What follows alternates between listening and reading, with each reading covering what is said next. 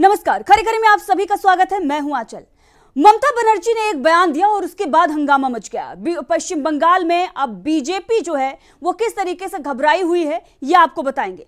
दरअसल पश्चिम बंगाल की सीएम ममता बनर्जी ने बुधवार को यह ऐलान किया कि वो अकेले दम पर चुनाव लड़ेंगी। लोकसभा का चुनाव आ रहा है, ऐसे में इंडिया गठबंधन जो है वो मजबूती के साथ चुनाव लड़ रहा है, लेकिन सीट शेयरिंग को लेकर बताया गया कि पश्चिम बंगाल में बात नहीं बनी और ममता बनर्जी नाराज है, इसीलिए उन्होंने इस तरीके से ऐलान किया। लेकिन अब पर्दे के पीछे की जो बात है वो हम आपको बताएंगे कि कांग्रेस और ममता बनर्जी के बीच में क्या डील हुई, क्या रणनीति दोनों के बीच में बनी है, जिसके तहत ये बयानबाजी हो रही है। चाहे अधीर रंजन चौधरी हो या फिर सीपीएम के नेता हो मोहम्मद सलीम, उन्होंने इस तरीके से बयानबाजी की है ममता बनर्जी को लेकर। क्या कुछ उन्होंने कहा है आगे आपको बताएंगे। लेकिन तीनों जो पार्टियां हैं वो किस तरीके से बीजेपी को पश्चिम बंगाल में मात देने जा रही हैं। भारत जोड़ो न्याय यात्रा पश्चिम बंगाल में पहुंच चुकी है और ममता बनर्जी ने उससे पहले यह ऐलान कर दिया है कि वो यात्रा में शामिल नहीं होंगी और बताया जा रहा है कि उनका एक्सीडेंट भी हो गया है तो वो यात्रा में शामिल नहीं होंगी। लेकिन ये सब कुछ एक रणनीति के तहत किया जा रहा है और इससे इंडिया गठबंधन मजबूत हो रहा है और बीजेपी के लिए परेशानी खड़ी हो रही है। भले ही तमाम तरह की खबरें बताई जा रही हूं और दिखाई जा रही हूं और ये दिखाने की कोशिश की जा रही हो कि इंडिया गठबंधन कमजोर हो रहा है और ममता बनर्जी कुछ और बयान दे रही है, कहीं पर पंजाब में बात नहीं बन पाई। इससे ये बात साफ निकलकर सामने आ रही है कि इंडिया गठबंधन को जहां पर गठबंधन की जरूरत है वहां तो वो गठबंधन कर रहा है, लेकिन जहां पर फ्रेंडली फाइट की बात है वहां पर भी वो हो रही है और इससे बीजेपी की ही मुश्किलें बढ़ रही हैं। राहुल गांधी की भारत जोड़ो न्याय यात्रा पहुंची हुई है पश्चिम बंगाल और वहां पर किस तरीके से जनता का समर्थन राहुल गांधी को मिल रहा है वो आपको दिखाएंगे। लोग कैसे इंतजार कर रहे हैं। अभी तक पूर्वोत्तर में आपने देखा कि लाखों की संख्या में लोग राहुल गांधी का इंतजार करते हुए नजर आए और ये नजारा पश्चिम बंगाल का है। आप देखिए लोग जो हैं किस तरीके से सलीके के साथ यहां पर खड़े हुए हैं और ये वही पश्चिम बंगाल है। आपने देखा था विधानसभा चुनाव के बाद जो नफरत दिखाई दी थी, आज वो मोहब्बत दिखाई दे रही है। आराम से राहुल गांधी जा रहे हैं, बस के अंदर से लोगों का अभिवादन जो लोग कर रहे हैं उसको स्वीकार कर रहे हैं, लोगों का अभिवादन वो भी कर रहे हैं और लोग भी जो हैं वो किस तरीके से राहुल गांधी का इंतजार करते हुए राहुल गांधी को फ्लाइंग किस कर रहे हैं, कोई अपना हाथ हिला रहा है। एक तरीके से राहुल गांधी के लिए जो प्यार है वो पश्चिम बंगाल में दिखाई पड़ रहा है। अब ये जब तस्वीरें ऐसे सामने आती हैं ऐसे राज्य से जहां पर विधानसभा के बाद हमने बहुत कुछ देखा, तो दिल को सुकून मिलता है कि चलिए कोई तो नेता है जो प्यार मोहब्बत की बात कर रहा है। राहुल गांधी की ये जो पश्चिम बंगाल की तस्वीर है ये भी बीजेपी की नींद उड़ा रही है, जहां पर बीजेपी विधानसभा चुनाव के बाद अपने कार्यकर्ताओं को लेकर जो बयानबाजी करती आई है और जो कुछ भी हमें देखने को मिला, वहीं आज राहुल गांधी जब पहुंचते हैं तो जनता किस तरीके से प्यार मोहब्बत से उनसे पेश आती है और इसी पश्चिम बंगाल में बहुत कुछ हो जाता है। हालांकि ये जो कुछ भी चल रहा है ये ममता बनर्जी और कांग्रेस के रणनीति के तहत ही चल रहा है। आने वाले दिनों में पश्चिम बंगाल से वो तस्वीरें निकलकर सामने आएंगी जो बीजेपी को बड़ा झटका देंगी। अब आगे क्या कुछ है और राहुल गांधी ने क्या बड़ा ऐलान किया है पश्चिम बंगाल में जाकर, वो आपको सुनाएंगे। लेकिन इस पर विस्तार से चर्चा करने के लिए हमारे सहयोगी, हमारे ऑनलाइन एडिटर अमलेंदु उपाध्याय जी हमारे साथ जुड़े हुए हैं। अमलेंदु जी, आपका बहुत बहुत स्वागत है। अमलेंदु जी, पश्चिम बंगाल में भारत जोड़ो न्याय यात्रा पहुंच चुकी है। ममता बनर्जी ने उससे पहले ऐलान कर दिया है कि हम यहाँ पर गठबंधन में नहीं लड़ेंगे, हम अकेले दम पर चुनाव लड़ेंगे। लेकिन जो पीछे की खबर है, जो खबर के अंदर की खबर है, जो खबर चल रही है, उसके पीछे की जो सच्चाई है वो ये है कि कांग्रेस और ममता बनर्जी के बीच एक बड़ी रणनीति बनी है और उस रणनीति के तहत ये सब कुछ हो रहा है। निश्चित तौर पर आंचल जी, ये रणनीति है और रणनीति जो है वो ये है कि इंडिया गठबंधन को किसी भी तरीके से उसका लक्ष्य पहला क्या है, लक्ष्य पहला उसका ये है कि किस तरीके से भारतीय जनता पार्टी को परास्त किया जाए और भारतीय जनता पार्टी को सत्ता से बाहर किया जाए। अब उसमें गठबंधन के जरिए जाया जाए या गठबंधन के जरिए ना जाया जाए, दोनों ही रणनीति पर काम हो सकता है। बहुत सी जगह ऐसी होंगी जहां इंडिया गठबंधन के दलों के बीच में कोई समझौता नहीं होगा और होगी भी तो फ्रेंडली फाइट होगी, यानी एक दूसरे के खिलाफ चुनाव लड़ेंगे और जीतने की कोशिश करेंगे, भारतीय जनता पार्टी को हराने की कोशिश करेंगे। बंगाल भी उसी दिशा में जा रहा है, ठीक जिस तरीके से केरल जाएगा जिस दिशा में। यानी कि यहाँ कांग्रेस और वाम दलों और ममता बनर्जी की टीएमसी के बीच में सीधा सीधा कोई गठबंधन एक तरीके से नहीं होगा, क्योंकि राज्य में ये तीनों दल जो है वो एक दूसरे के प्रतिद्वंदी हैं लंबे समय से, तो इसलिए वहाँ इस तरीके का कोई गठबंधन होने की संभावनाएं बहुत क्षीण हैं। और अगर गठबंधन कोई होता भी है कांग्रेस और टीएमसी के बीच में, तो वो फिर दूसरे उस पर जाएगा रास्ते पे। वाम दल उसमें तब भी मुझे लगता है कि शामिल नहीं होंगे, क्योंकि जिस तरीके से मोहम्मद सलीम जो मार्क्सवादी कम्युनिस्ट पार्टी के वहाँ के बड़े नेता हैं, उनका बयान आया है, हन्नान मोल्ला का बयान आया है, तो वो उस सबसे भी ये साफ जाहिर होता है कि टीएमसी के साथ वाम दलों का कोई गठबंधन किसी भी तरीके से नहीं होगा।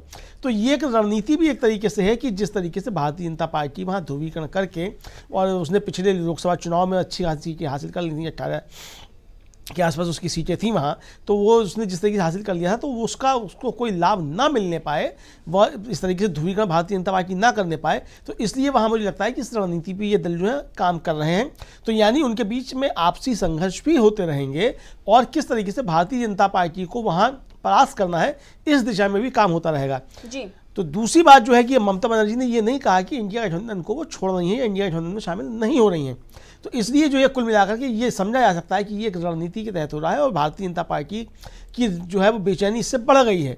भारतीय जनता पार्टी इससे खुश नहीं है कि वहाँ जो है वो वाम दल और कांग्रेस और तृणमूल कांग्रेस जो वो मिलकर के चुनाव नहीं लड़ेंगे, बल्कि वो खुश इससे होती है कि वो मिलकर के चुनाव लड़ते। तो असल में उत्तर प्रदेश हो या बिहार हो या बंगाल हो, मुझे लगता है कि हर राज्य की अपनी एक अलग राजनीति होती है और हर दल की वहाँ एक अलग रणनीति एक तरीके से हुआ करती है। तो पश्चिम बंगाल को लेकर के इंडिया गठबंधन की रणनीति दूसरी है, उत्तर प्रदेश और बिहार को लेकर के उनकी रणनीति दूसरी हुई। यहाँ चलिए जी अमलेंद्र जी, और अगर देखा जाए तो जो भी नेता बयान दे रहे हैं, कांग्रेस ने भी जो बयान दिया उसमें साफ तौर पर कांग्रेस का ये कहना था कि इंडिया गठबंधन की कल्पना बगैर ममता बनर्जी की हम कर ही नहीं सकते।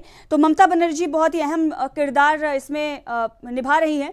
और वहीं पर अगर देखा जाए जो सीपीएम के नेता हैं मोहम्मद सलीम और जो वहाँ के सचिव भी हैं बंगाल के, वो किस तरीके से ये कह रहे हैं कि एक अटैकिंग उनका जो बयान है वो भी देखने को मिला कि आरएसएस और बीजेपी के ही इशारे पर ये पार्टी का गठन हुआ था, कांग्रेस को कमजोर करने के लिए पार्टी का गठन हुआ था ताकि एनडीए में ये शामिल हो सके। लेकिन उसके साथ साथ उनका ये भी कहना है कि राज्य स्तर पर गठबंधन को देखा जाएगा और जो ये गठबंधन है ये कोई चुनावी समझौता नहीं है कि हर चुनाव में गठबंधन किया जाएगा, ये बीजेपी के खिलाफ एक गठबंधन है। ऐसे में ये साफ तौर पर देखा जा सकता है कि उन्होंने दोनों बातें यहां पर रखती हैं। एक तरीके से तो उन्होंने ममता बनर्जी पर अटैक किया है, अपने जो समर्थक हैं, जो उनके वोटर हैं, वो कहीं बीजेपी के पाले में ना जाएं, कहीं उधर ना खिसक जाएं, उसको भी साधने की कोशिश की है। और दूसरी तरफ उन्होंने इशारों में ये भी कह दिया है कि क्या कुछ चल रहा है, क्या रणनीति वहां पर चल रही है। ये दिल्ली में तो एक साथ है, लेकिन पश्चिम बंगाल में ये अलग अलग चुनाव लड़ेंगे, ये साफ तौर पर उनका कहना था। तो ये बड़ा बयान उनका सामने आया है और जिसके बाद चर्चाएं जो हैं, अगर आप देखेंगे तो उनके आधे बयान को दिखाया जा रहा है और उसी पर चर्चा हो रही है। लेकिन अगर आप पूरा बयान देखेंगे, ममता बनर्जी का भी पूरा बयान जो था वो उसमें ये कहा गया था कि बीजेपी को मात देने के लिए जो भी होगा उस पर हम काम करेंगे। दीपक जी हमारे साथ जुड़ चुके हैं, हमारे पॉलिटिकल एडिटर। दीपक जी बहुत बहुत स्वागत है आपका। दीपक जी, जिस तरीके से ममता बनर्जी ने बयान दिया और उसके बाद कांग्रेस ने ये कहा, कल हम इस बात पर चर्चा कर रहे थे कि ममता बनर्जी के बगैर इंडिया गठबंधन की कल्पना हम नहीं कर सकते, और अब सीपीएम के नेता का भी बड़ा बयान सामने आ गया। दो बातें उन्होंने रख दी हैं। एक तरफ अपने समर्थकों को लेकर भी आपने अभी सुना कि किस तरीके से उनका ये कहना है कि बीजेपी और आरएसएस के ही इशारे पर टीएमसी का उदय हुआ, उसका गठन किया गया और उसके बाद कांग्रेस को कमजोर करने के लिए और एनडीए में शामिल होने के लिए ये पार्टी बनाई गई थी। नीतीश कुमार ने बहुत पहले कह दिया था कि ममता बनर्जी पाला बदलेंगी। लेकिन अब ममता बनर्जी और सीपीएम और कांग्रेस के बीच में क्या खिचड़ी पक रही है जिससे बीजेपी घबरा गई है। अब टेंशन बीजेपी की बढ़ती हुई नजर आ रही है। देखिए, इसमें अभी फिलहाल बीजेपी का क्या रिएक्शन है तो हमें बहुत ज्यादा नहीं पता। उनके इंटरनली वो भी इसके लेके क्या सोच रहे हैं। लेकिन देखिए, स्थिति जो है ऐसा कोई बहुत ही खुशगवार भी नहीं है कि इसके कारण भारतीय जनता पार्टी को कोई बहुत बड़ा सदमा लग जाएगा या किसी प्रकार से कोई उसको झटका लग जाएगा। स्थिति संभाले जाने की जरूरत है। असली बातें देखिए, इसके ऊपर काफी चर्चा हो रही है। कल हम लोगों ने किया, रात को भी जो हमारा मुख्य न्यूज पॉइंट होता है डीबी लाइव का, उसमें भी हम लोगों ने एक तरह से इस बारे में चर्चा की थी। इसका जो सबसे खराब बात इससे जो निकल के आ सकती है वो ये है कि इंडिया गठबंधन के जो अन्य सहयोगी दल हैं उनके बीच और मतदाताओं के बीच कोई खराब संदेश तो नहीं जाएगा, इसको पहले चेक करना होगा। इसलिए केवल इस बात से खुश नहीं हो जाना चाहिए कि बात को संभाल लिया जाएगा या इसका कोई बहुत फर्क नहीं पड़ेगा। देखिए, इस समय एक एक सीट जो है महत्वपूर्ण है। हम पहले भी कह रहे थे कि फ्लेक्सिबल आपको होना पड़ेगा। अगर बातचीत करने के बाद ये तय होता है कि ममता बनर्जी अकेले लड़ेंगी या ममता बनर्जी अलग लड़ेंगी और वहां पर वामपंथी दल और कांग्रेस इकट्ठा लड़ेगा, तो ये सारी चीजें भी जो है वो बैठ कर सुलझाई जानी चाहिए और एक साथ इसकी घोषणा होनी चाहिए। ऐसा नहीं होना चाहिए कि कोई भी एक दल अलग से कोई घोषणा कर दे और बाकी लोग जो है उस पर डैमेज कंट्रोल करते बैठे। जैसे राहुल गांधी ने कल परसों कहा प्रेस कॉन्फ्रेंस में, शायद कल की बात है, कि बातचीत की जाएगी तो उसके बाद सब ठीक हो जाएगा। ये एक उम्मीद की बात है। असली बात ये है कि लोगों के बीच जो संदेश जाएगा, दूसरे घटक दल है इंडिया के, उनके बीच भी इस तरीके का कोई संदेश नहीं जाना चाहिए। स्थिति सबके लिए नाजुक है। अब कोई भी इस गलतफहमी में न रहे कि केवल 28 दल एक साथ आ गए हैं तो आप बीजेपी को परास्त कर देंगे। बीजेपी भी ऐसा नहीं कि आपको कोई मैदान खुला छोड़ देगी या वॉक ओवर कर देगी। असली बात है, आप हर तरह की चीजों के लिए आप स्वतंत्र है, हर तरह के विकल्प खुले हैं, लेकिन उसकी घोषणा व्यवस्थित रूप से सब लोगों द्वारा मिलकर की जानी चाहिए। इसमें भी कोई शक नहीं है कि ममता बनर्जी जो है वो भारतीय जनता पार्टी की जो सरकार थी केंद्र की, उसमें मंत्री रही हैं, पावरफुल मंत्री रही हैं, तो उनका अपना जो क्रेडेंशियल्स जो है वो हमेशा डाउटफुल तो हमेशा से रहा है। उसके बाद ये भी है कि वो एक ऐसी पार्टी की नेता है जहां पर सब कुछ वो अकेले ही फैसला कर लेती हैं। ऐसी पार्टियां जो होती हैं ज्यादा खतरनाक होती हैं, जहां पर सभी लोगों के द्वारा एक व्यवस्थित हाईकमान होता है और या फिर सब लोग मिलकर फैसला लेते हैं, तो वो एक अलग बात रहती है। जैसे मायावती है, मायावती ने एक तरफा बयान दे दिया कि वो ना एनडीए में जाएंगे ना इंडिया में जाएंगे। ये भी कोई बहुत अच्छी बात नहीं है। आप एक ऐसे एक समय में रह रहे हैं जब पार्टियों को डेमोक्रेटिक होना चाहिए, और हमारे जैसे लोगों का ये मानना है, कम से कम मैं तो ये कहता हूँ कि आप डेमोक्रेटिक होइए। बाकी दल क्या कर रहे हैं क्या नहीं कर रहे हैं वो एक अलग बात है। अगर सारे निर्णय, क्या आपने ये जो फैसला किया कि आप अकेले लड़ेंगे, क्या आपने अपने इंटरनली भी इस बात की चर्चा की या नहीं की है? कल तक मुझे भी लग रहा था कि स्थिति कोई बहुत खराब नहीं है, लेकिन जैसे जैसे अब आगे बातें आती जा रही है, बहुत अच्छी इसमें नतीजे नहीं निकलेंगे। ममता बनर्जी को समझना चाहिए कि जो 4 प्रमुख राज्य हैं जहां पे स्थिति सबसे क्रूशियल है, और जो डिसाइडिंग राज्य है जहां पर से इस समय 2024 का जो भी नतीजा निकलेगा उसके लिए पश्चिम बंगाल, उत्तर प्रदेश, बिहार और महाराष्ट्र ये बहुत महत्वपूर्ण है। यहाँ के जो प्रमुख दल हैं, अगर उन्होंने इस तरीके से एक तरफा निर्णय लिया तो निश्चित रूप से इसका असर पड़ेगा।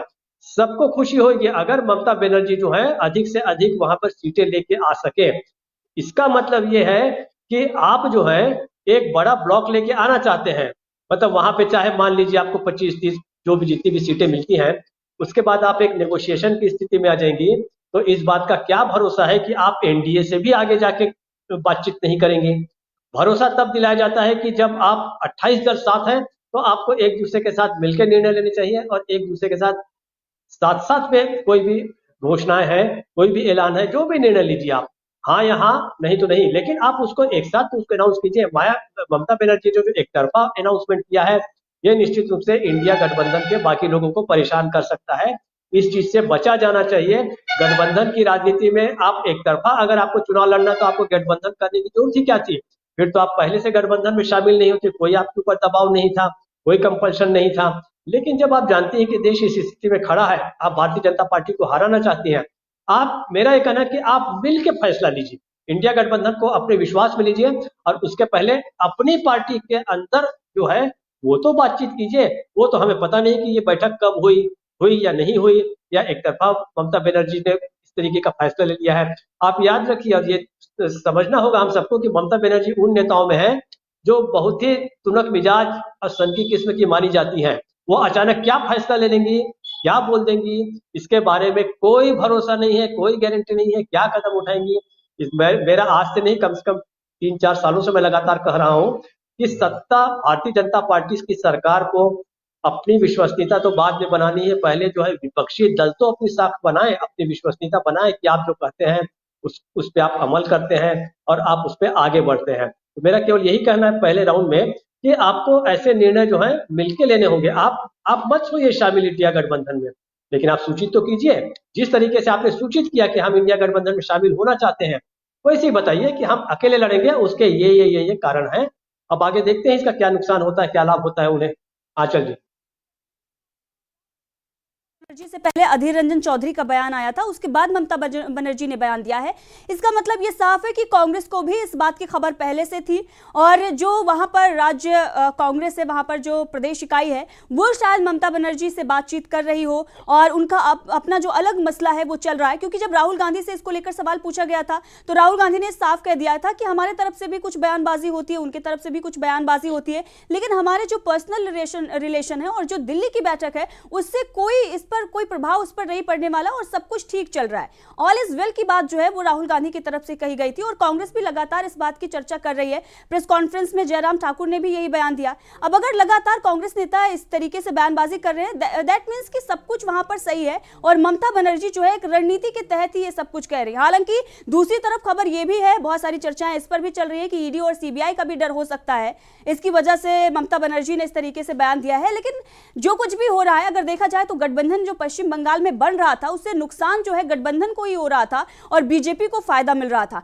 अब ऐसे में अगर अलग अलग कांग्रेस और वाम दल और इसके साथ ही अगर देखा जाए तो टीएमसी अगर अलग अलग चुनाव लड़ते हैं तो इससे फायदा इंडिया गठबंधन को ही होता हुआ नजर आ रहा है। हालांकि बात करते हैं राहुल गांधी की जो यात्रा पश्चिम बंगाल में पहुंची है और राहुल गांधी का तो अभी आपने दिखाया किस तरीके से स्वागत हो रहा था, लेकिन इसी बीच राहुल गांधी ने बड़ा ऐलान कर दिया है पश्चिम बंगाल में पहुंचकर। पश्चिम बंगाल में क्या कुछ उन्होंने कहा है सीधे उस पर लेकर चलते हैं और राहुल गांधी का बयान सुनाते हैं, उसके बाद अमलेंदु जी आपके पास आएंगे। राहुल गांधी ने क्या कुछ कहा है सुनिए। नमस्कार, कैसे आप?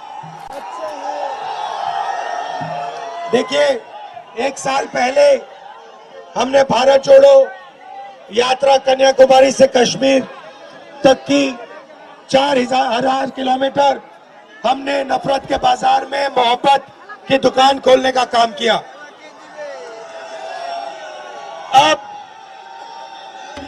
हम ईस्ट से वेस्ट, मणिपुर से महाराष्ट्र भारत जोड़ो न्याय यात्रा कर रहे हैं। आसाम से आज हम वेस्ट बंगाल में घुस रहे हैं।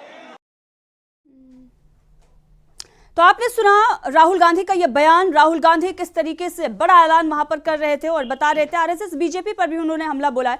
अमलेंदु जी, जिस तरीके से राहुल गांधी वहां पहुंचे और जनता उनके समर्थन में नजर आई और अगर देखा जा रहा है तो वहां पश्चिम बंगाल में हो सकता है कि ममता बनर्जी से भी कुछ वहां पर जो तलखियां हैं वो सामने आ सकती हैं। इस एक तरीके से राहुल गांधी को ही यहाँ पर समर्थन जो है, इनडायरेक्टली समर्थन जो है वो मिल सकता है ताकि यात्रा जो है वो लाइमलाइट में बनी रहे। और जिस तरीके से असम में मुख्यमंत्री हेमंत बिस्वा शर्मा ने हालांकि यात्रा को रोकने के लिए उन्होंने सब कुछ किया, लेकिन वहां पर भी जो यात्रा को फायदा मिला, अब पश्चिम बंगाल में भी देखा जा सकता है।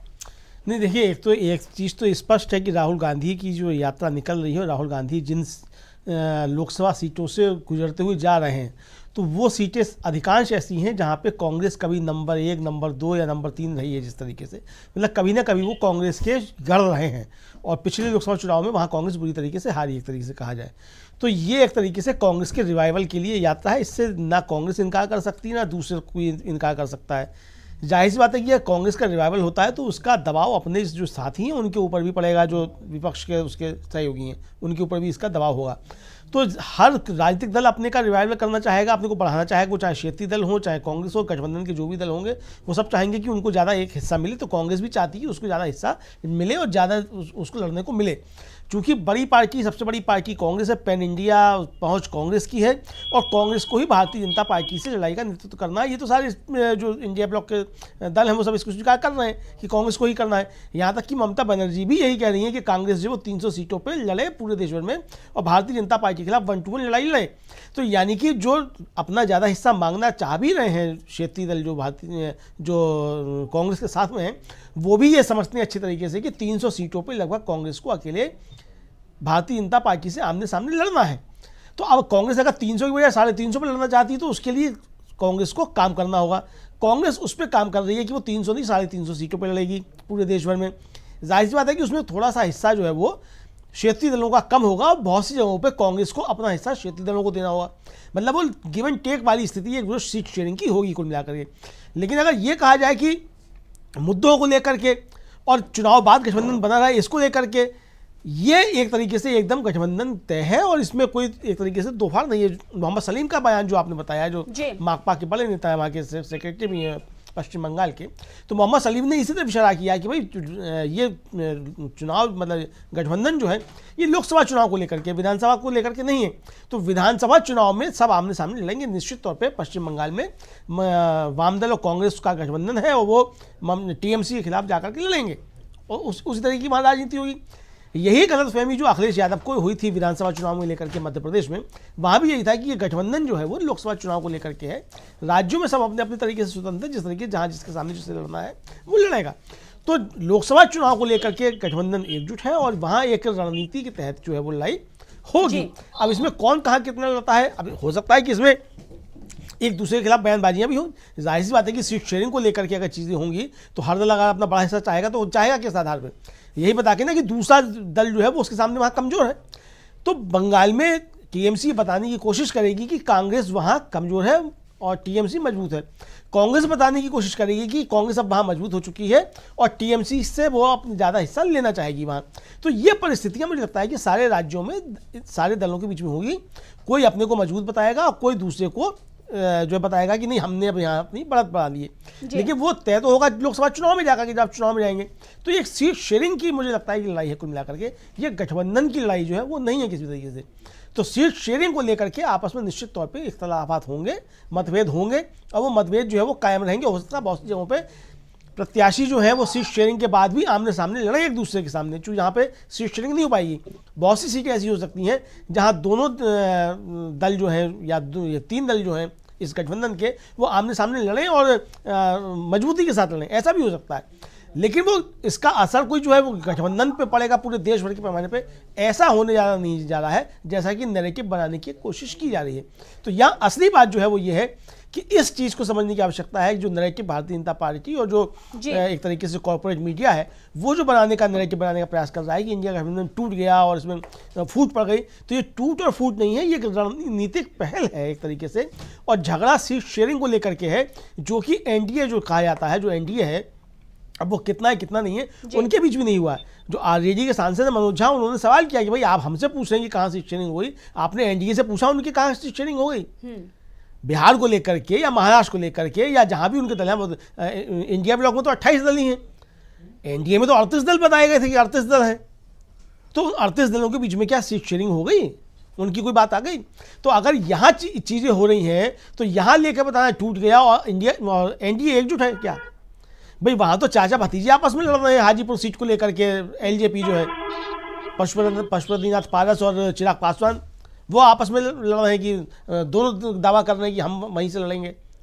तो ये जिस तरीके की चीज़ें सब सामने आ रही हैं, इससे मुझे लगता है कि एक गठबंधन के अंदर तो सब ठीक ठाक है, लेकिन झगड़ा जो है वो सीट शेयरिंग का है। निश्चित तौर पे झगड़े हैं और राहुल गांधी ने भी एक्सेप्ट किया था असम में जब उनकी प्रेस कॉन्फ्रेंस हुई कि हाँ सीट शेयरिंग को लेकर के कुछ विवाद हो सकते हैं और दोनों तरफ से बातें आ सकती हैं, कुछ हमारे लोग बोलेंगे कुछ दूसरे बोलेंगे, ये बट नेचुरल है। लेकिन बड़े स्तर पे नेताओं के बीच में एक सहमति है और किस तरीके से चुनाव में जाना है, ये उनके पीछे काम सहमति है और यही ज़्यादा महत्वपूर्ण है। महत्वपूर्ण ये नहीं है कि ममता बनर्जी ने कह दिया कि हम अकेले लड़ेंगे या कौन कहाँ अकेले लड़ेगा। जिसको जहाँ अकेले लड़ना वो वहाँ अकेले लड़ेगा, निश्चित तौर पर लड़ेगा। लेकिन जहाँ गठबंधन की बात है, केंद्र में सरकार बनाने की बात आएगी, तो वो गठबंधन एकजुट है और सबका लक्ष्य एक है कि किसी भी तरीके से भारतीय जनता पार्टी को हराना है। अच्छा जी अमलेंदु जी, और राहुल गांधी ने जो असम में कहा था वो बयान आपको सुनाते हैं कि ममता बनर्जी पर जब उनसे सवाल पूछा गया कि ममता बनर्जी और अधीर रंजन को लेकर जो भी सवाल उस वक्त पत्रकार ने पूछे, तो उन्होंने किस तरीके से ये कहा था कि हमारे बीच में किसी भी तरीके से कोई मतभेद नहीं है, हमारे तरफ से कुछ बयानबाजी होती है, उनके तरफ से बयानबाजी होती है, सीट बंटवारे को लेकर चर्चा हो रही है, लेकिन सब कुछ ठीक है। तो राहुल गांधी ने उस वक्त क्या कहा था, चलिए आपको सुनाते हैं, सुनिए। आम आदमी पार्टी के लेफ्ट के झंडे दिखाई दिए, सपोर्ट भी कर रहे हैं, आप बंगाल जा रहे हैं, तो दीदी ममता दीदी का ये कहना है कि कांग्रेस 300 सीट पे लड़े, बाकी आंचलिक दल को छोड़ दी, पर अधीर दा वहाँ पे कुछ और बोल रहे हैं, तो आप क्या मैसेज? जो हमारा सीट नेगोशिएशन है वो चल रहा है, उसका रिजल्ट आएगा, कंक्लूजन आएगा, उसके बारे में मैं यहाँ कमेंट नहीं करना चाहता हूँ। बट हमारा ममता जी के साथ मेरा पर्सनल और पार्टी का बहुत अच्छा रिश्ता है। हाँ, थोड़ा थोड़ा होता रहता है, कभी कोई उनका कोई बोल देता है, हमारा कोई बोल देता है। These are natural things, these are not things that are going to disrupt anything. Africa ji Deepak ji, ये बयान हमने कल भी आपको सुनाया था और एक बार फिर से ये बयान सुनाया। राहुल गांधी ने ये कहा है कि सब कुछ ठीक चल रहा है और बयानबाजी तो होती रहती है, लेकिन जो राज्य में अगर नज़ारा देखने को मिल रहा है वो कहीं ना कहीं कांग्रेस, सीपीएम और टीएमसी के ही तीनों जो हैं पार्टियां एक दूसरे से लड़ती हुई नजर आ रही हैं, वो राज्य में नज़ारा देखने को मिल रहा है। दीपक जी, हाँ, वो देखिए वही जी देखिए ऊपर से तो ये दृश्य निश्चित नजर आ रहा है, लेकिन मुझे ऐसा लगता है कि इसी अभी जैसे राहुल गांधी वहां पे पश्चिम बंगाल में, तो मुझे ऐसा लगता है कि जिस तरीके से राहुल गांधी का मैसेज है वो पहुंचा है, जैसे हम लोग के पास तक पहुंचा है, सब लोग जान रहे हैं, तो ये बात जो है उनके पास भी गई होगी, टीएमसी के पास गई होगी, वामपंथी दलों के पास गई होगी, और इसमें जो है बैठ के सभी लोग बैठेंगे और निश्चित रूप से कोई न कोई फैसला होगा। इसके बावजूद अगर ये फैसला हो जाता है कि भाई टीएमसी अलग लड़ेगी, तो उसके लिए सभी तैयार हो जाएंगे। देखिए, आप किसी को जबरदस्ती पकड़ के अपने गठबंधन में नहीं बैठा सकते। स्वतंत्र पार्टी है, अपने हिसाब से करेगी। उसके बाद आपको ये भी देखना होगा कि चुनावी नतीजे जो भी निकल जाते हैं, उसके बाद ममता बनर्जी क्या फैसला लेती है, इसके लिए भी वो स्वतंत्र है। हमारा ये कहना है कि जो भी बात हो, अगर आप एक गठबंधन के सदस्य के रूप में शामिल हैं, तो ऐसा फैसला लीजिए कि न तो आपको नुकसान हो और न ही गठबंधन को नुकसान हो। एक जिसको हम कहते हैं कि सार्वजनिक हित में, लार्जर इंटरेस्ट में जो है, वो इस तरह से आपको बयानबाजी करनी पड़ेगी। क्योंकि आप देखिए, हमेशा गठबंधन जानते भी होंगे, वो सारे के सारे लोग जानते हैं कि उनका मुकाबला किस पार्टी से है। ऐसी पार्टी है जो इस समय केंद्र में सत्ता में है, कई राज्यों में सरकारें हैं, उसके पास अकूत पैसा है, उसके पास तमाम जांच एजेंसियां हैं, वो तोड़फोड़ करने में वो माहिर है। चुनाव हार जाने के बाद भी अपनी सरकार बना लेने में उनको पारंगत हासिल है। तो असली बात देखने की है कि आप कितना साथ चलते हुए नजर आते हैं। असली बात यह है, आपको देखिए, पूरा प्रोजेक्शन और परसेप्शन का ही खेल होता है राजनीति। आपको लोगों के सामने यही बताना है कि हम सब लोग साथ साथ हैं, लेकिन हमने ये निर्णय लिया कि हम अलग अलग लड़ेंगे। उसको भी आप बहुत स्पष्टता से लोगों के सामने ले आइए। आप मतदाता है, फिर उसी हिसाब से अपना निर्णय लेगा। क्योंकि आप भ्रमित नहीं होंगे, मान गए, लेकिन आपको मतदाताओं को भ्रमित करने का कोई अधिकार नहीं है। अगर आप मतदाताओं को भ्रमित करेंगे, उनको असमंजस में डालेंगे, तो अल्टीमेटली नुकसान जो है वो मतदाता का नहीं होगा, वो आपका ही होगा। तो इसे हर राजनीतिक दल को समझ लेना चाहिए। राहुल गांधी ने बहुत खुले तौर पे मान लिया कि हाँ, कुछ उनकी ओर से कुछ कहा सुनी हुई, कुछ हमारी ओर से हुई, लेकिन ये इससे कोई इंडिया गठबंधन पे प्रभाव नहीं पड़ने जा रहा है। ये हम भी मान रहे हैं कि इंडिया गठबंधन इंटैक्ट है। हो सकता है एक पार्टी दो पार्टी अगर निकल भी जाए, तो क्या उससे पूरा का पूरा इंडिया गठबंधन टूट नहीं जाएगा। हर राज्य में अलग अलग जो है अपने खुद की एंटिटी के बड़े मजबूत नेता, बहुत बड़ी पार्टियां, रूलिंग पार्टियां इस गठबंधन का हिस्सा हैं। तो कल भी मैंने कहा था कि इससे कहीं ज्यादा नुकसान जो है वो ममता बनर्जी का भी हो सकता है। क्योंकि कोई भी पार्टी जो होती है, उसका उद्देश्य एक या दो चुनावों तक उसका उद्देश्य नहीं रहता। उसको एक लंबा जीवन जीना है, अगले कई लंबे समय तक आपको और बहुत सारे चुनाव लड़ने हैं। आपकी जो पॉलिटिकल पार्टी है, उसको एक पूरा का पूरा एस्टेब्लिश करना है। हो सकता है इस चुनाव के बाद फिर जब विधानसभा के चुनाव आएंगे, ये तो चक्र है। और आपके तमाम चुनावों के लिए आपकी पार्टी को इस तरीके के निर्णय लेने पड़ते हैं कि आपको कोई नुकसान न हो। जैसे मायावती जी ने पिछले दौरान जो गलतियां की, आज उसका खामियाजा वो ये भुगत रही है कि उनका संगठन तो बहुत बड़ा है, लेकिन उनकी विधानसभा में, लोकसभा में उपस्थिति कितनी है और कितनी रह जाएंगी, ये देखने की बात है। आपको हमेशा दूरगामी परिणाम देने वाले निर्णय लेने रहते हैं, यही सबसे अच्छी राजनीति है। देखिए, राहुल गांधी, कांग्रेस की हम बात करें तो कांग्रेस तो किस तरीके से उसका डाउनफॉल हुआ पिछले कुछ समय से, लेकिन उसने कोई समझौते नहीं किए, जनता के साथ तो जुड़ी रही। फिर उसने आंदोलन किए, फिर उसके बाद राहुल गांधी ने यात्राएं निकाली। उसका परिणाम हमको देखने को ये मिला कि कर्नाटक में वो जीते, उसके बाद तेलंगाना में जीते, हिमाचल प्रदेश में जीते, कई जगह टफ फाइट दी। तो रिवाइवल भी आपको करना है, आपको अपने अस्तित्व को बचा के रखना है और एक लंबे समय तक आप राजनीति में बने रहे, इस तरीके के निर्णय लेने होंगे। इसके लिए जरूरी है कि ममता बनर्जी को मिलकर निर्णय लेने होंगे। लड़े या न लड़े वो उनकी इच्छा है, लेकिन आपको दिखने चाहिए कि आप उनके साथ हैं। हाँ, चलिए। दीपक जी, जिस तरीके से हम देख रहे हैं कि पश्चिम बंगाल में माहौल बना हुआ है और जो कुछ भी ममता बनर्जी का बयान आ रहा है या अधीर रंजन चौधरी का आ रहा है, तो इससे कहीं ना कहीं अगर आप देखेंगे तो मतदाता जो है वो खिसक सकता है और टीएमसी को छोड़कर वो बीजेपी के पाले में जा सकता है। अगर आप देखेंगे तो अगर बीजेपी और जो वहां पर एनडीए, बाकी जो भी वो जिस तरीके की स्थिति बनी हुई है, जो बीजेपी समर्थक हैं वो तो बीजेपी के लिए लॉयल हैं, लेकिन ममता बनर्जी से जो वोटर नाराज है वो कहीं ना कहीं कांग्रेस की तरफ या जो सीपीएम है उसकी तरफ आ सकता है। लेकिन अगर वो तीनों पार्टियां एक साथ हो जाएंगी तो जो उनसे नाराज वोटर है तो वो बीजेपी की तरफ खिसक सकता है। और अगर जो कांग्रेस और सीपीएम के वोटर हैं, अगर वो ममता बनर्जी से नाराज हैं और उनके साथ हैं, कांग्रेस के साथ हैं, और वो ममता बनर्जी से ही नाराज होकर उनके साथ आए हैं, अगर ममता बनर्जी उनके साथ आती हैं और उनके साथ सब कुछ ठीक ठीक रहता है, अगर उनकी बयानबाजी भी अगर कांग्रेस के खिलाफ नहीं जाती है, तो उनसे नाराज होकर मुझे ऐसा लगता है कि बीजेपी की तरफ जा सकता है। ऐसी स्थिति बन सकती है, शायद इसी रणनीति के तहत ये बयानबाजी हो रही हो। अमलेंदु जी। नहीं, बिल्कुल ये रणनीति यही है। और देखिए, जाहिर सी बात है कि चूंकि ममता बनर्जी ने सत्ता छीनी किन से, ममता बनर्जी ने वाम दलों जी। से सत्ता छीनी है और लंबा आंदोलन वाम दलों के खिलाफ और एक तरीके से कहा जाए उग्र आंदोलन चला करके छीनी है। और दोनों दलों के कार्यकर्ताओं के बीच लगातार हिंसक जो है वो झड़पें होती रही हैं, लगातार संघर्ष होते रहे हैं। तो दोनों के मतदाता एक दूसरे के साथ नहीं जा सकते किसी भी हाल में, वाम दलों के और टीएमसी के। तो अगर ये दोनों एक साथ आएंगे तो जाहिर सी बात है कि यही जब लोगों को लगा कि वाम दल कमजोर हो रहे हैं तो वाम दल के मतदाता जो थे वो भारतीय जनता पार्टी की तरफ चले गए कि ममता बनर्जी मजबूत हो रही हैं। तो ये जिस तरीके की रणनीति है, ऐसे में वाम दलों का अलग लड़ना बिल्कुल एकदम ठीक है, रणनीति ठीक है। क्योंकि अगर उनके वाम दलों के कार्यकर्ता उनके साथ नहीं रहेंगे तो फिर मतलब क्या है वहाँ वाम दलों की राजनीति करने का। तो और जाहिर सी बात है कि विधानसभा का चुनाव जब आएगा तो वाम दलों को लड़ाई ममता बनर्जी के खिलाफ ही लड़नी है, उनसे ही सत्ता छीननी है। तो राज्य की जो राजनीति है उसमें वाम दल टीएमसी के खिलाफ ही खड़े मिलेंगे और टीएमसी वाम दल के खिलाफ खड़ी मिलेगी। तो वहाँ दोनों मिलकर के भारतीय जनता पार्टी के खिलाफ खड़े नहीं हो सकते। दूसरा, बंगाल की ज़मीन जो वो भारतीय जनता पार्टी की ज़मीन नहीं है। भारतीय जनता पार्टी ने वहाँ जो ज़मीन बनाई वो इसी शर्त पर बनाई कि ममता के खिलाफ उन्होंने दिखाया कि वो संघर्ष कर रहे हैं और वाम दल कमज़ोर हो चुके हैं। उसके आधार पर उन्होंने वहाँ ज़मीन बनाई और वाम दलों का ही जो कार्यकर्ता था या वोटर था वो भारतीय जनता पार्टी की तरफ चला गया। भारतीय जनता पार्टी का अपना कोई नया वोटर वहाँ नहीं बन गया, वही कार्यकर्ता तो शिफ्ट हुआ, वो भी स्ट्रेटेजिक शिफ्ट हुआ। तो अगर स्ट्रेटेजिक शिफ्ट वाम दलों का कार्यकर्ता भारतीय जनता पार्टी की तरफ हो सकता है ममता को हराने के लिए, तो वाम दल स्ट्रेटेजिक शिफ्ट क्यों नहीं कर सकते हैं ममता के खिलाफ खड़े रह करके लड़ाई लड़ने का।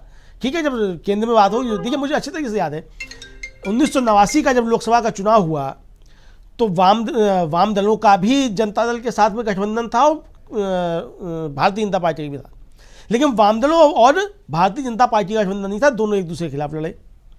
सरकार बनी तो दोनों एक दूसरे के साथ शामिल थे। यही स्थितियां जो मुझे लगता है कि आज हैं कि वाम दल और तृणमूल कांग्रेस पश्चिम बंगाल में एक दूसरे के खिलाफ होंगे, लेकिन इंडिया गठबंधन में साथ साथ शरीक होंगे। इस तरह की चीज़ें बहुत सी होती रह सकती हैं। आंध्र प्रदेश का मुझको याद है कि जब यूपीए सरकार थी उस समय आंध्र में वाम दलों का और कांग्रेस से भी जबरदस्त संघर्ष था, लेकिन केंद्र में साथ साथ थे। तो ऐसे इसी तरीके से बहुत सी चीज़ें हैं। केरल में भी वाम दल और कांग्रेस एक दूसरे के सामने होंगे, वहाँ मिलकर नहीं लड़ सकते चुनाव किसी भी हाल में। तो ये बहुत सी परिस्थितियाँ बहुत से राज्यों में होंगी, लेकिन कुल मिलाकर के जो लब्बो लुभाव है वो यही है कि इंडिया गठबंधन मजबूती के साथ जाएगा चुनाव के लड़ने में। और ऐसे में अगर कोई छिटकते हैं, कुछ ये कम होते हैं तो वो भी होता, कुछ लोग बढ़ भी सकते हैं। जैसा कि जयराम रमेश परसों अपनी पीसी में कह रहे थे असम में कि भाई एक ठीक है यात्रा है, हर्डल्स आते हैं बीच में, बाधाएं आती हैं, तो उसकी वजह से यात्रा तो नहीं रुक जाएगी, काम तो नहीं रुक जाएगा। तो अगर इस तरीके की बाधाएं आ रही हैं और अगर मान लीजिए कि जो लोग अगर सीट शेयरिंग को लेकर के ही इतने ज़्यादा अगर आमादा हो जाएं कि नहीं अगर हमें इतनी सीटें नहीं मिलेंगी तो हम अलग चुनाव लड़ जाएंगे, तो ऐसे में फिर उनकी विश्वसनीयता पर भी संकट है और जनता भी उनको विश्वसनीय नहीं मानेगी कि जो दल आज चुनाव में जाने से पहले सीटों को लेकर कितना झगड़ रहा है, तो चुनाव होने के बाद वो अपना हिस्सा सरकार में किस तरीके से लेने के लिए सरकार को तोड़ सकता है या किसी दूसरे गठबंधन में जा सकता है, ये भी उसकी नीयत जो है एक तरीके से सामने आ जाएगी। तो जो भी मतलब हम फिर कहेंगे कि ये गठबंधन दलों का गठबंधन नहीं बन रहा है, इस गठबंधन को वो जनता बनवा रही है जो जनता भारतीय जनता पार्टी को सरकार से हटाना चाहती है। तो ऐसी जनता के दबाव में ये गठबंधन बन रहा है और इसमें सारे राजनीतिक दल जो भी इस गठबंधन में शामिल हैं उनकी जिम्मेदारी बनती है कि उस जनता के साथ विश्वासघात नहीं करें। जी दीपक जी, इस पर आप कुछ कहेंगे? जी निश्चित रूप से, जैसा ये बहुत सही बात है कि आपको अपनी विश्वसनीयता बनानी पड़ेगी। आप देखिए, शायद मेरे ख्याल से दोनों बार जब वो मंत्री रही तो पहले ही उन्होंने सरकार छोड़ दी थी ममता बनर्जी ने। एक बार तो उन्होंने जो अटल बिहारी वाजपेयी की सरकार थी, शायद मेरा ऐसा ख्याल है उन्होंने पहली डिमांड कर दी थी कि मुझे अगर रेल मंत्री बनाया जाएगा, उन्होंने मांग कर रेल मंत्रालय लिया था, लड़ झगड़ कर लिया था। तो इस तरीके की जो उनका जो ट्रैक रिकॉर्ड है वो बहुत ही अविश्वसनीय है। लेकिन ये बात जरूर है कि गठबंधन का अगर वो साथ देती है तो उनको अपनी साख को वापस मजबूत बनाने में बहुत बड़ी मदद मिलेगी। अगर वो लंबा राजनीति करना चाहती है, निश्चित रूप से करेंगे।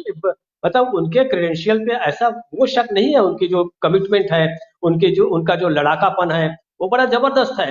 वो जानती है किस तरीके से उन्होंने वामपंथी दलों को हराया है, किस तरीके से। अभी आप विधानसभा का चुनाव देखिए, भारतीय जनता पार्टी को हराना इतना आसान नहीं था, लेकिन ममता बनर्जी ने वो करके दिखाया था और बड़े जबरदस्त ढंग से भारतीय जनता पार्टी को वहां पर शिकस्त दी थी। हम सबको याद है उस चुनाव के बारे में। आधे से ज्यादा मंत्रिमंडल जो है हमेशा पश्चिम बंगाल में ही चुनाव प्रचार में पड़ा रहता था।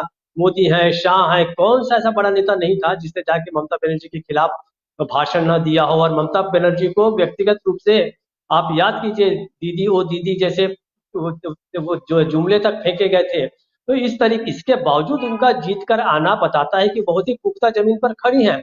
और यही डर जो है अन्य दलों को हो सकता है, लेकिन राहुल गांधी की बात दूसरी, जैसे कि राहुल गांधी तो मान के चल रहे हैं कि हमको थोड़ा बहुत गिव एंड टेक करना पड़ेगा, लेकिन अब वामपंथी दल जो है पहले से इतने सिकुड़ गए हैं, वो पहले ही उनकी हालत इतनी खराब है वहां पर पश्चिम बंगाल में, कि उनके लिए बहुत जरूरी हो गया है कि वो ममता बनर्जी से और बाकी लोगों से अलग होकर कुछ करने की कोशिश करें।